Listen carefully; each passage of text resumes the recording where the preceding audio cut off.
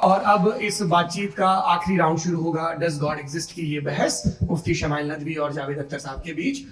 आप लोग अपने अपने हाथ ऊपर करेंगे, मैं यहां से तय करूंगा। और माइक हमारे पास है क्या? एक ही माइक है ऑडियंस के लिए? दो माइक है, एक इस तरफ एक इस तरफ, ठीक है। तो जी सबसे पहले हमारी सहयोगी है मारिया शकील जी, पूछिए सवाल। थोड़ा सा रुकेंगे ताकि कैमरे का फ्रेम आप पर आ जाए, आपकी तो प्रैक्टिस है टीवी की जी। नदवी साहब, मैं खुदा को मानती हूँ, पहले मैं इसी प्रमाइस से शुरू कर रही हूँ और ये बता रही हूँ मैं मानती हूँ, लेकिन कुछ सवाल हैं जो जावेद साहब ने उठाया, उसका जवाब आपको देना चाहिए।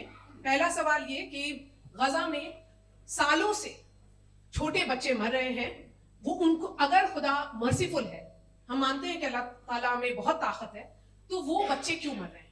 दूसरी बात ये कि अगर कंटिजेंसी की जो आप बात करते हैं, पूरे मुस्लिम ममालिक मिल करके भी उन गजा के बच्चों को क्यों नहीं बचा पा रहे हैं? क्योंकि अगर वो चाहते, क्योंकि अल्लाह ताला उन पर हुकूमत करते हैं, सब पर हुकूमत करते हैं, तो वो उनको क्यों नहीं बचा? जी थैंक यू वेरी मच। बहुत अच्छा किया आपने इस चीज को जिक्र कर दिया, मैं इसको और अच्छे से एक्सप्लेन करने की कोशिश करता हूं। देखें, जहां तक आपने कहा कि गजा के बच्चों को मारा जा रहा है, देखिए दो वर्ल्ड व्यू है, एक एथिस्टिक वर्ल्ड व्यू, एक थीस्टिक वर्ल्ड व्यू है। बच्चे मर रहे हैं दोनों वर्ल्ड व्यू में, लेकिन हमारा वर्ल्ड व्यू कह रहा है कि रिकॉम्पेंस है, ये कह रहे हैं कि उनका मरना बेकार जाने वाला है, कोई उसका रिकॉम्पेंस नहीं है, चूंकि इनके यहां आखिरत और अल्लाह का कोई तसव्वुर या गॉड का कोई तसव्वुर नहीं है। आपने ये सवाल किया कि गॉड मर्सीफुल है, क्यों नहीं रोकता? ये मैंने बताया कि ये मिसकंसेप्शन है लोगों के दरमियान कि गॉड को सिर्फ मर्सीफुल और ओमनीपोटेंट समझते हैं। गॉड के सिर्फ यही दो एट्रीब्यूट्स नहीं है, गॉड के कई सारे एट्रीब्यूट्स हैं, उनमें से अल हकीम भी है, उनमें से ऑल वाइज भी है, ऑल नोइंग भी है। लिहाजा अगर इस दुनिया में किसी को तकलीफ आ रही है और गॉड उसको नहीं रोक रहा है, वो इसलिए नहीं रोक रहा है चूंकि इंसानों को फ्री विल दिया गया है। ठीक इसी तरीके से अगर एक डॉक्टर किसी छोटे बच्चे को इंजेक्शन लगा रहा है, उसे तकलीफ पहुंच रही है, उसके लिमिटेड पर्सपेक्टिव के एतबार से ये गलत हो रहा है और डॉक्टर बुरा है। लेकिन जब आप ब्रॉडर पिक्चर को देखेंगी, आपके और हमारे पास सिर्फ एक पिक्सल है, हमें इतना नजर आ रहा है कि गजा में कत्ल हो रहा है, लेकिन इसके पीछे कितना रिकॉम्पेंस उनको मिलने वाला है, पूरा पिक्चर गॉड के पास है। तो एक पिक्सल से आप पूरे पिक्चर को कभी भी जज नहीं कर सकती। आप इसमें कुछ जोड़ना चाहेंगे? आपको कुछ बोलना है इसमें? भाई आपने बहुत अच्छा जस्टिफिकेशन दिया, या आप वो जो वहाँ के प्राइम मिनिस्टर इजराइल के उन्हें भेजिए, वो बहुत खुश होंगे। आप जस्टिफिकेशन दे देना कि अगर गॉड नहीं है तो बच्चे क्यों मर रहे हैं, आप बताएं।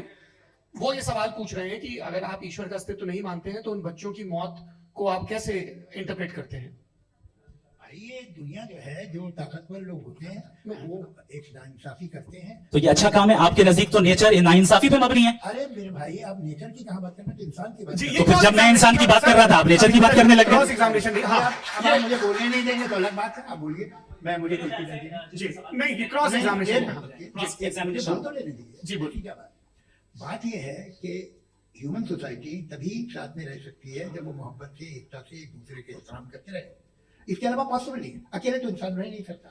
वहां पर कुछ लोग हैं जो फाउल करते हैं, वो फाउल हमेशा से तारीख में होता आया है। आज ये हो रहा है, जो हो रहा है बहुत बुरा हो रहा है, बहुत जालिमाना है, बहुत जाबराना है। उसको आप कहें कि ये बच्चों को कॉम्पनसेशन मिल जाएगा या इसकी इंजेक्शन है, इंजेक्शन तो हेल्थ के लिए दिया जाता है। आप ये कह रहे हैं कि ये बच्चों की जो धज्जियां उड़ रही हैं, ये इंजेक्शन है, ये टेस्ट है और उस टेस्ट में उनको ऐसा रिकॉम्पेंस मिलेगा जो आपके तस्वुर के बाहर है। ये आप 3 बरस के बच्चे को बारूद से उड़ा के टेस्ट ले रहे हैं? वाह, वो नहीं ले रहा है, खुदा नहीं उड़ा रहा है, इजराइल उड़ा रहा है। तो उसको अगला सवाल लेते हैं प्रोफेसर पुरुषोत्तम अग्रवाल। मुफ्ती साहब, एक निवेदन आपसे है कि कम से कम थोड़ा सा माइक क्लोज एक रिलीजियस और फिलॉसफिकल कर मैम प्लीज। एक रिलीजियस और फिलॉसफिकल ट्रेडिशन है जो ब्रह्मांड को यानी यूनिवर्स को ही अंतिम मानती है। सर्वम खलु इदम ब्रह्मम, this is Chandogya Upanishad, and it completely rules out the existence और नेसेसिटी, आपके शब्दों में, necessity of a creator. The creation itself is the creator. तो एक मिनट प्लीज। दूसरा जो सवाल आपने अभी जो आप बार बार कह रहे हैं कि भगवान विद्वान भी है, वाइज, सब जानने वाला, तो अगर विजडम में दुनिया भर के पापों और अत्याचारों को बर्दाश्त करना शामिल है, तो फिर इसका मतलब ये हुआ कि अगर मैं फ्री विल से उसको अपोज करता हूं तो ईश्वर की विजडम और मेरी फ्री विल में कॉन्ट्राडिक्शन है। Because when I am opposing whatever is happening in Gaza, then I am opposing the God's will और गॉड्स विजडम। जवाब लेते हैं तो गॉड की विजडम में, एक मिनट सर प्लीज सर, ये एक जुमला, गॉड की विजडम है कि गाजा में जो कुछ हो रहा है वो हो रहा है, मैं उसको अपोज कर रहा हूं, तो मैं गॉड की विजडम के खिलाफ जा रहा हूं। एक सवाल। दूसरा ये नहीं नहीं, आपने दो ऑलरेडी। कि एक सर आप और सवाल कर ले, लेकिन मुझे 2 जवाब दे। सर, सर, पहले आपने ये कहा, सुनिए मेरी बात सुनिए। भाई इजराइल के कोड के मुताबिक तुम्हारा ठीक हो रहा है ना? नहीं हो रहा है, सीख नहीं हो रहा है, मैं बता रहा हूँ क्या हो रहा है। आप तशरीफ रखिए, मैं बता रहा हूँ क्या हो रहा है। Let me complete please. एक सेकंड गाइस, एक सेकंड। ये देखिए, ऐसा है कि ये सब बड़ा आपस में विचार विमर्श के बाद ये तय हुआ था कि कुछ नियम बना लिए जाएं ताकि एक टाइम बाउंड बातचीत चले। और भाई साहब, आप बड़ा जरूरी काम कर रहे हैं, लेकिन कैमरे के फ्रेम में आके उस काम को गड़बड़ कर दे रहे हैं। ठीक है गुरु, अब मेरे को कहीं का गुस्सा कहीं निकालना था, सॉरी। नहीं, कोई गुस्सा नहीं है जी। तो प्रोफेसर ने सवाल पूछे, आप उनके जवाब दें। और थोड़ा ये सब लोग थोड़ा ख्याल रखें भाई, सवाल संक्षिप्त रखें जी। आपने 2 सवाल किया। सबसे पहला ये कहा कि हमारे पास ये कॉन्सेप्ट है कि ये यूनिवर्स खुद नेसेसरी बीइंग है, creation itself is the creator. How irrational is this कि मैं एग्जिस्ट करूंगा बाद में, लेकिन अभी एग्जिस्ट कर भी रहा हूं, यानी एक ही टाइम में एग्जिस्ट भी कर रहे हैं, नहीं भी कर रहे हैं। This is not true. दूसरी चीज आपने कहा कि अगर इजराइल में, सॉरी माफ कीजिएगा, Israel doesn't exist, occupied Palestine में अगर ऑक्यूपाइड पैलेस्टाइन में बच्चों को मारा जा रहा है फ्री विल की वजह से और गॉड नहीं रोक रहा, ये कॉन्ट्रडिक्शन है। ये बताइए कि एक एग्जाम में एक बच्चा गलत आंसर लिख रहा है, सुनिए, एग्जामिनर चाहे तो रोक सकता है, क्यों नहीं रोक रहा है? ये कॉन्ट्रडिक्शन है, ये कॉन्ट्रडिक्शन नहीं है। माइक नहीं सर, ये आपस में जी, ये क्या आपका सवाल? माइक दीजिए। फ्री विल दिया गया है टेस्ट के लिए, अकाउंटेबिलिटी के लिए। अगर फ्री विल नहीं होता तो आप कहते हैं हमें रोबोट बना दिया गया। नॉट मिसरिप्रेजेंट माय पोजीशन, आपकी जो भी पोजीशन, मैं अपनी फ्री विल के नाते, अपने ह्यूमन विजडम के नाते गाजा में हो रही अत्याचार का विरोध करता हूं। बिल्कुल करना चाहिए। आपके हिसाब से मैं गॉड की विजडम का विरोध कर रहा हूं? बिल्कुल नहीं, समाज हो रहा है गॉड की बिल्कुल भी नहीं, बिल्कुल भी नहीं। उसका वहां पर गाजा में कत्ल होना ये इंसानों के गलत इस्तेमाल का नतीजा है, फ्री विल के इस्तेमाल का नतीजा है। गॉड इसका हुक्म नहीं देता, उससे रोकता है। यही तो मसला है ना, आपके लिए कॉन्सेप्ट नहीं भाई, आपने तो बताया था इंजेक्शन लगाने से बच्चे को तकलीफ होती, ये इंजेक्शन लगा। सर आप ऐसे रेटोरिक स्टेटमेंट दे तब तो कोई मसला नहीं आपने समझते बोला कि नहीं। This is a rhetoric statement, this is not a logical argument sir. I am sorry, I am ये सॉरी। आखिरी 30 मिनट बड़े मुश्किल होने वाले हैं हाँ। जी। मुफ्ती साहब आगे बैठे हैं, इनको माइक दीजिए। हाँ, तरुण माइक आप अपने पास रखिए, आपको कैमरे का फ्रेम पता है जी। सबसे पहले दोनों को मुबारकबाद। एक सर अपना आप नाम बता दें। मेरा- आप अमेरिका में शिकागो में रहते हैं, इतना मुझे याद है। बताया आप, यासिर नदीम अलवाजदी मेरा नाम है। जावेद सर, आपसे एक क्वेश्चन है इन्फिनिट रिंगनेस के ताल्लुक से। एक हाइपोथेटिकल सिनेरियो है, मसलन अगर आप सर माइक थोड़ा सा प्लीज क्लोज रखिए ओके। जी। अगर आप शायर इसलिए हैं कि आपके कोई उस्ताद शायर थे, और वो इसलिए शायर थे कि उनके कोई उस्ताद शायर थे, और इसी तरीके से हम माजी में पीछे चलते चलते चले जाएं और कहीं ना रुके, तो माफ कीजिएगा आप कभी शायर नहीं हो सकते। लेकिन आप शायर हैं, आपका शायर एग्जिस्ट करता है, इसका मतलब ये है कि आप कहीं ना कहीं रुके हैं। तो मेरा सवाल यह है कि क्या आप इन्फिनिट रिग्रेस ऑफ कॉजेस को लॉजिकल फैलेसी मानते हैं या नहीं मानते? हाँ या नहीं? मैं इन्हें लॉजिकल फैलेसी नहीं मानता हूँ, लेकिन मेरा प्रॉब्लम यह है कि जब मैं नहीं मानता हूँ तो I continue with this logic जो फैलेसी नहीं हो। आप एक जगह रुक जाते हैं जाके, आप कहते हैं ये गेंद कैसे बनी, ये जजीरा कैसे बना, ये समंदर कैसे बना, ये जमीन कैसे बनी, और अचानक गॉड पे जाके आपको ब्रेक लग जाता है। एक बार आप सवाल नहीं करते कि भाई इसको बनाने वाला तो इनसे भी कॉम्प्लिकेटेड हो, वो कैसे बना, उसके बारे में आपने इत्मीनान कर लिया वो हमेशा से। तो अगर आप उसे हमेशा से मानते हैं तो फिर ये मान लीजिए कि कायनात हमेशा से, क्या तकलीफ हम वजूद नहीं आते, जी है? हम मौजूद नहीं अच्छा सर क्यों नहीं हो मैं सकता? बताऊं प्लीज प्लीज मिसाल दी आपने शेर। आपका शेर कभी वजूद में रहता है अगर शायर इसी तरह चलते रहेगा हमेशा। जी। माइक मेरे ख्याल से एक सेकंड। इन्फिनिट रिग्रेस का कॉन्सेप्ट क्लियर नहीं हो पाया सर, रहने दें, लेट्स मूव ऑन सर। ठीक है। हाँ, थोड़ा सा मॉडरेटर का भी ख्याल रखें। नहीं आपने तो रखा है, आपने रखा है। यहाँ पे गौहर रजा साहब है, वो भी एक सवाल पूछना चाहते हैं। माइक यहाँ और नीचे से ऑन कर दिए नीचे। पहले तो ये कह दूं कि मैं उन बच्चों से शर्मिंदा हूं जिनको गजा में कत्ल किया गया, क्योंकि हमारे होते हुए कत्ल किया गया। लेकिन उससे ज्यादा शर्मिंदगी इस बात से हुई कि मुझे लगा कि मुफ्ती साहब उसको जस्टिफाई कर रहे हैं।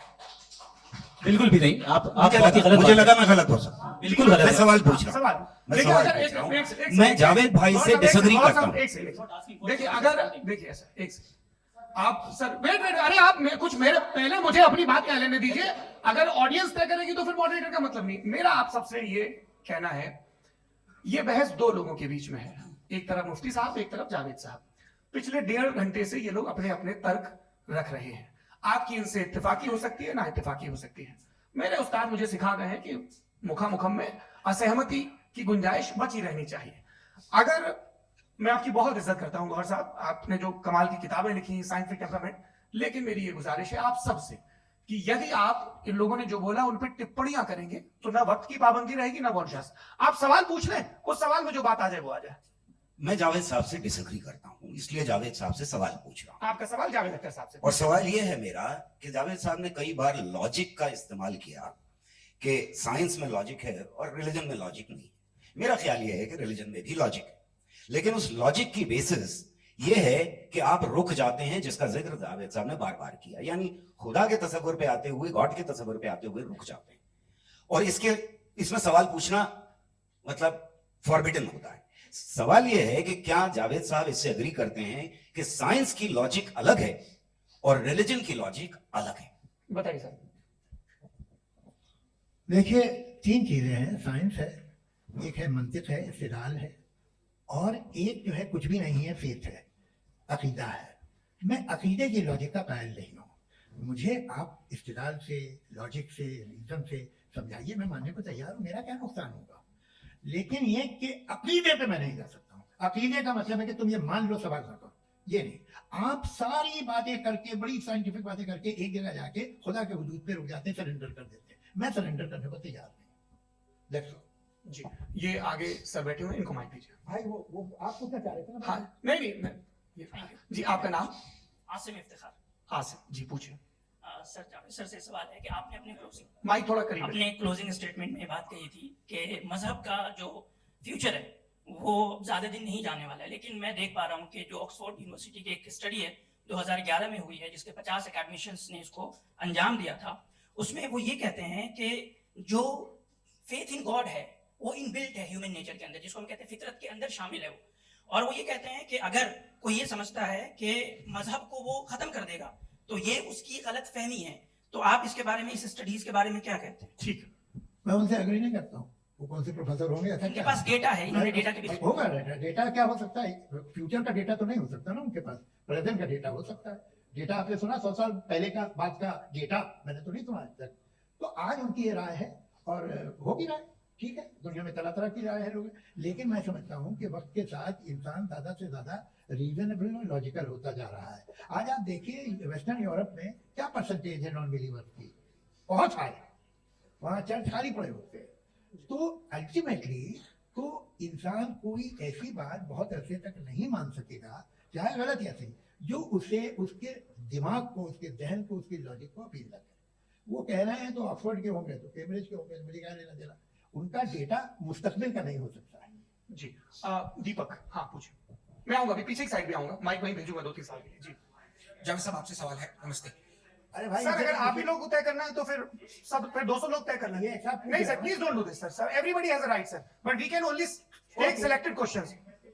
सर ये यंग लोग भी हैं तो इनकी ये आप उतने यंग, भाई आप यंग हैं कि नहीं है? वो कह रहे हैं वो भी यंग है साहब, आप उनकी नौजवानी पर दावा उनको ही करने थे। हाँ मुफ्ती साहब आप यंग, हाँ पूछे। अरे भैया, सर, मेरा सवाल ये है। इनसे भी तो पूछो।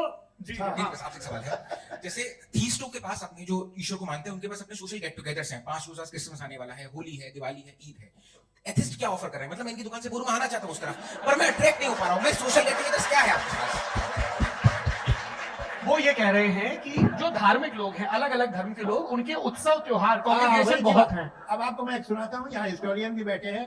मृदुला जी, आप बताइएगा सही है क्या? ये एक कॉन्स्टेंटाइन, एक ग्रीक रोमन बादशाह था, जो क्रिश्चियनिटी आने के 400 साल बाद उसने डिसाइड किया कि मैं क्रिश्चियन हो जाऊंगा, मेरी पूरी स्टेट कैंसिल हो जाएगी। उस जमाने में ऐसे होता था, राजा जो धर्म इख्तियार करता था वो जनता भी कर लेती थी, इसलिए कि वो हो गया था बैंकरप्ट। और उसे जो मेडिटेरियन कोस्ट के रिच क्रिश्चियन वो थे मर्चेंट, उससे पैसा चाहिए था। तो उसने कहा यार क्रिश्चियन हो जाओ। तो उसने अपने वजीर से कहा कि भाई ये हिस्ट्री है कि अब हम लोग क्रिश्चियन हो जाते हैं। पहले सर हो जाएंगे, कोई प्रॉब्लम नहीं है, लेकिन एक प्रॉब्लम ये है कि 17 दिसंबर से 25 दिसंबर तक जो पेगन फेस्टिवल होता, जो पेगन जो फेस्टिवल होता है वो बंद हो जाएगा, इसलिए कि हम क्रिश्चियन हो गए तो होगा नहीं। तो वो बच्चों को बहुत बुरा लगेगा, पब्लिक को बहुत इंजॉय करते हैं, खासतौर से 25 को मेन डे। तो उसने कहा ये तो सही कह रहे हो, ये जीसस क्राइस्ट की पैदाइश कब थी? पहले था वो अप्रैल में थी, नहीं कट करो, वो 25 दिसंबर को। ये हकीकत है। और 400 साल बाद क्रिश्चियनिटी के अप्रैल से दिसंबर ले आए, और इसलिए कि यहाँ पेगन फेस्टिवल होता था। अब मनाते हैं आप आराम से। ये जो सारे फेस्टिवल हैं ये रिलीजन से हर एक को एक इंटरटेनमेंट डिपार्टमेंट चाहिए होता है अपनी कंपनी चलाने के लिए।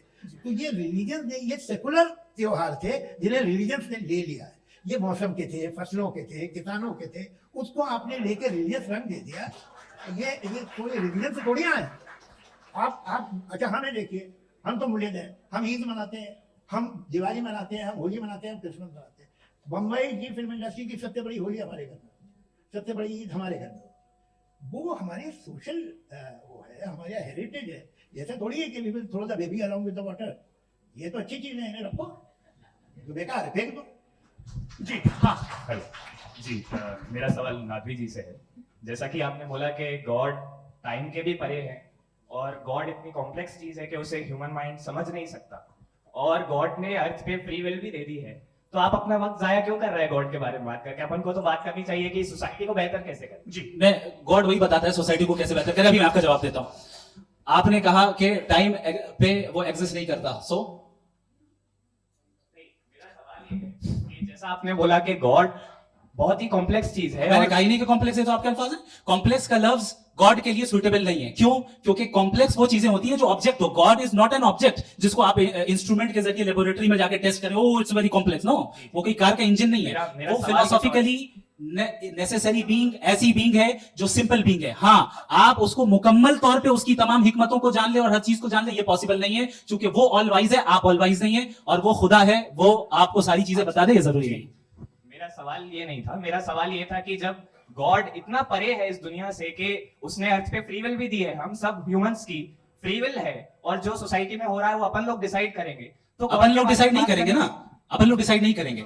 गॉड जो है, गॉड ने वो उसकी जात, उसकी एग्जिस्टेंस टाइम एंड स्पेस से परे है, लेकिन वो हमारा टेस्ट ले रहा है और उसी गॉड ने हमें बताया कि तुम्हें क्या करना है क्या नहीं करना है, तो जाहिर उस गॉड की बात सुनेंगे ना। वो पीछे एक चश्मा लगाए जो मैम खड़ी हैं, उनको दीजिए। हाँ, आप जी जी बिल्कुल आएंगे। हाँ, बिल्कुल, मैं कोशिश कर रहा हूँ सब तरफ जाने की। हाँ, उनको दीजिए माइक। जी, हेलो सर, मैं ओमनी प्रेजेंट नहीं हूँ, टाइम पाबंद हूँ, और जहां तक कोशिश कर सकता हूँ करूंगा। जी, आपका नाम बताइए। मेरा नाम उर्सुला है, मैं दिल्ली यूनिवर्सिटी की एक स्टूडेंट हूँ और मैं स्टूडेंट फेडरेशन ऑफ इंडिया से हूँ। मेरा सवाल मुफ्ती जी से है कि इस हॉल के इस कमरे में बैठ के हम लोग रेप की मोरालिटी के बारे में फिलोसफिकली बात तो कर सकते हैं, बट असलियत ये है कि रोजमर्रा की जिंदगी में औरतें रेप के थ्रू गुजरती हैं, और हम लोग सिर्फ नंबर्स पे इस तरह नहीं देख सकते, क्योंकि कितनी औरतें हैं इन कंट्रीज में जहां पे आप बता रहे हैं कि केसेस कम हैं, जिनका एक्सेस है कि वो जाके केस फाइल कर सके। कितनी औरतें हैं जो जिनको काम करने की आजादी है उन कंट्रीज में। यूरोप में ये आजादी आ गई, यूरोप में ये रूल्स आ गए, तो हम आज उसके बारे में बात कर पा रहे हैं। जी, जाओ। आपने ये कहा कि कमरे में बंद होकर हम लोग इस पर फिलोसफिकली बात कर सकते हैं, लेकिन हकीकत में क्या हो रहा है, वो ग्राउंड लेवल पे क्या हो रहा है, जो बहुत गलत हो रहा है, और वो सफर कर रही है। आई एग्री, बहुत गलत हो रहा है, और जो गलत हो रहा है उसको हमें रोकना है। और क्यों रोकना है, वो गलत क्यों है, हमारे पास इसका ऑब्जेक्टिव फाउंडेशन है, इनके पास उसका ऑब्जेक्टिव फाउंडेशन नहीं है। मैं ये कहना चाह रहा हूं कि जहां पे भी जुल्म हो रहा है, जहां पे भी औरत पे जुल्म हो रहा है, या उसकी इज्जत लूटी जा रही है, या उसे तकलीफ पहुंचाई जा रही है, और सिर्फ औरत नहीं, किसी इंसान के ऊपर भी जुल्म हो रहा है, तो उसके खिलाफ खड़ा होना, ये मोरालिटी हमारे पास गॉड के पास से आई है। वरना जावेद साहब तो कह रहे हैं कि जो है मेजोरिटी डिसाइड करेगी, तो मेजोरिटी तो कभी भी बदल सकती है। क्या मैं तो ये थोड़ी सी आपको गलतफहमी है। मैं अगर मेरे जुमले से ये मतलब निकला या मैंने कहा तो ये जुमला मैं वापस लेता हूँ, ये मेरा मतलब ही नहीं था कि मेजॉरिटी डिसाइड करें। मेजॉरिटी डिसाइड करें तो दुनिया में बड़ी वैसे आपने कहा था ये जुमला, ये तो हो सकता है, मैं मान रहा हूँ। बाद में रिकैप कर लेंगे। अरे एक सेकंड, मैं अपनी एक्सप्लेनेशन है। मुनासिब बात ये है कि हम सब के सब दिल में जानते हैं कि क्या अच्छा है क्या बुरा है, हमें पता है अच्छी तरह। जो लोग बुरे काम करते हैं उन्हें भी मालूम अच्छा क्या है। यही तो सवाल था हजरत के फिर ये मोरालिटी आई कहां से? Cross examination. हाँ जी, हाँ। मोरालिटी साथ रहने की डिजायर से आई। यानी साथ रहकर जो कुछ कह दे, जो कुछ कर दे, वो हो जाएगा? नहीं, तो आप कायदे से रह ही कर सकते हैं जब तक लोगों में मोरालिटी हो, वरना प्रयास हो जाएगा। ये आपको कैसे पता? जी, हमने देखा ना जहाँ मोरालिटी का प्रयास हो गया, हम देखते हैं कहां पे देख भाई दुनिया में। आप जो ये- कह रहे हैं, आप ये- एक अभी कहीं मैं पे आप अगर लोगों गलत को हो रहा है इस बहस तो के उसको बाद आप मैं आप गलत लोगों देखिए। को आप सर, मुफ्ती आप साहब, मैं- एपिस्टिमोलॉजी की बात कर रहे हैं, मैं ऑन्टोलॉजी की अरे बात मुफ्ती कर रहा साहब, मैं इस हूँ। बहस के फाउंडेशन बाद क्या आप है? दोनों को चाय पे फाउंडेशन होस्ट करूंगा, वहां पे क्रॉस एग्जामिनेशन कर लीजिए। अभी ऑडियंस का हक मार रहे हैं आप लोग भाई। सर। जस्ट लोग हैं आप लोग, और ये भाई ये हाँ, उधर आएंगे, उधर इनको आएंगे। जी सर, आएंगे। अच्छा, सर मेरा नाम लहीकुर रहमान है और मैं अलीगढ़ मुस्लिम यूनिवर्सिटी का स्टूडेंट हूँ, और जहाँ तक मुझे पता है कि sir you are also product of Aligarh Muslim University. मैं भी उसी चमन का बुलबुल। हाँ सर, तो बड़ी खुशी हुई मुझे जान करके कि मैं आपसे मिलूंगा। सवाल। सर मेरा सवाल यह है, सर सैयद अली रहमा का नजरिया ये था कि खुदा के वजूद को अकल के दायरे में रह करके तलाश करना, न कि पूरी तौर से उसका इनकार कर देना। Sir how will you define it? नहीं तो ये तो आप इन्हें बताइए, ये सवाल है आपसे कि खुदा का वजूद साबित कर रहे हैं। तो सर आपने इनकार किया रखा है, तो वजह से मेरा क्वेश्चन उन्होंने आपसे। यही एक सेकंड सर सैयद ने यही कहा ना कि अकल से आप खुदा के वजूद को साबित नहीं कर सकते, यही कहा ना भाई। वो उन्होंने कहा कर सकते हैं और वो कर दिया गया आज। वो तलाश करना या साबित करना अकल से नहीं हो सकता। अरे सवाल तो सुन लीजिए जी। अकल से नहीं हो सकता है, यही कहा ना आपने। अकल से हो सकता है। अरे वो यही कह रहे हैं भाई, आप बता रहे हो सकता है, वो तो कुछ और।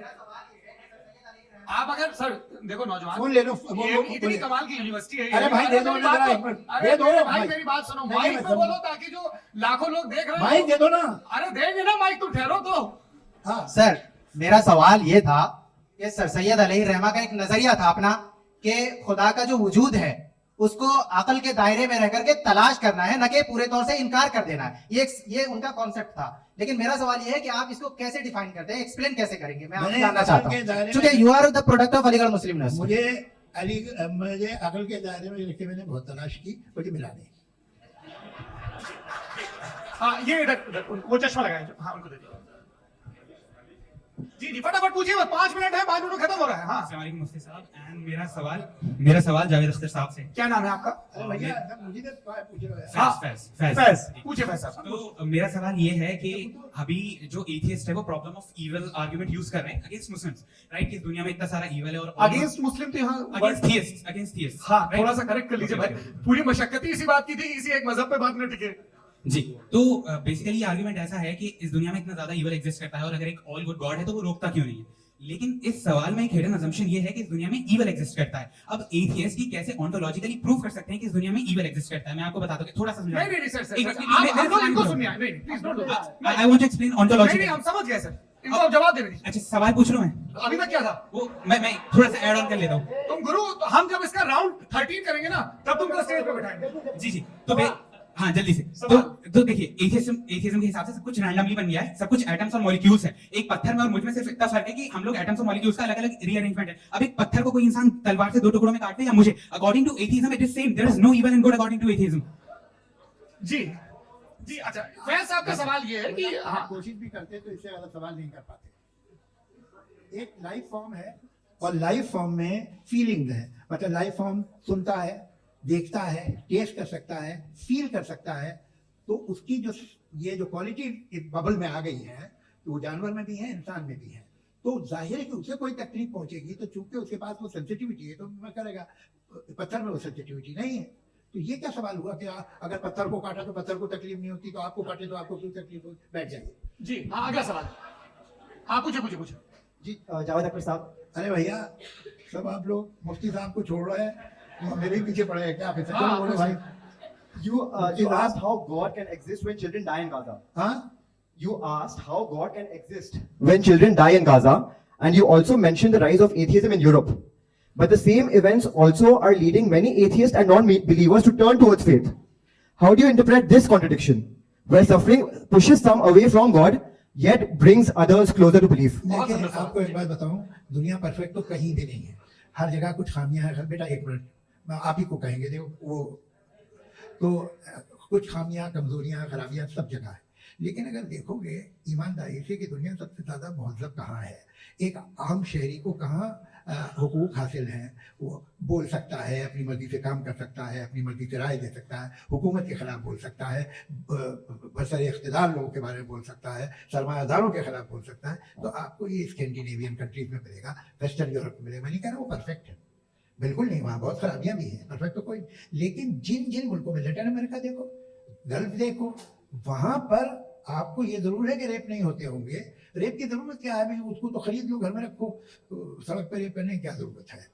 मगर सुनिए, मगर हकीकत ये है कि वहाँ शख्सी आज़ादी राय देने की, बोलने की नहीं है। जी ये एक आखिरी सवाल मुफ्ती साहब से। हाँ मैम इनको माइक दीजिए। शुक्रिया। मेरा नाम मनीषा है, मैं हरियाणा से आई हूँ। मैं मुफ्ती साहब से एक बात पूछना चाहती हूँ। आप बार बार जावेद साहब को कॉन्ट्राडिक्ट तो कर रहे हैं कि आपने ये कहा, लेकिन आप भी असम्पशंस के बेसिस पे बात कर रहे हैं। आपने खुदा के होने का कौन सा प्रूफ पेश किया है खुदा की एग्जिस्टेंस का? अब इस सवाल को अलग रहने दीजिए कौन एथीस्ट है कौन नहीं है। और दूसरी बात जो आपने एक छोटी सी कही थी कि ये फ्री विल का इस्तेमाल करता है इंसान अपनी, लेकिन उस फ्री विल का इस्तेमाल में मतलब खुदा ने ये दे दी सबको ये इजाजत कि वो कितना घिनौनापन और कितने ज्यादा खराब से खराब तरीके इस्तेमाल कर सकते हैं। जवाब सुनते हैं। जी आप फ्री विल को मानती है ना, या आप कहती है कि फ्री विल नहीं है ना, मानती है ना? तो अब आपके पास इसका कोई एक्सप्लेनेशन नहीं है कि अगर एक इंसान उस फ्री विल का इस्तेमाल करके गलत काम कर रहा है और बच के अच्छी जिंदगी गुजार के निकल जा रहा है, उसका कोई रिकॉम्पेंस नहीं है। हमारे वर्ल्ड व्यू में जो इंसान गलत काम कर रहा है उसको भी रिकॉम्पेंस यानी उसका बुरा बदला मिलना है, और जो सही काम कर रहा है उसको सही बदला मिलना है। लिहाजा जो फ्री विल है वो इस तरीके से है कि एक लिमिटेड टाइम तक खुदा ने मोहलत दी। ऐसे नहीं कि छूट दे दी, जो करना है करते रहो हमेशा। वक्त आएगा जब एग्जाम का टाइम खत्म होगा तब रिजल्ट आएगा, दौरान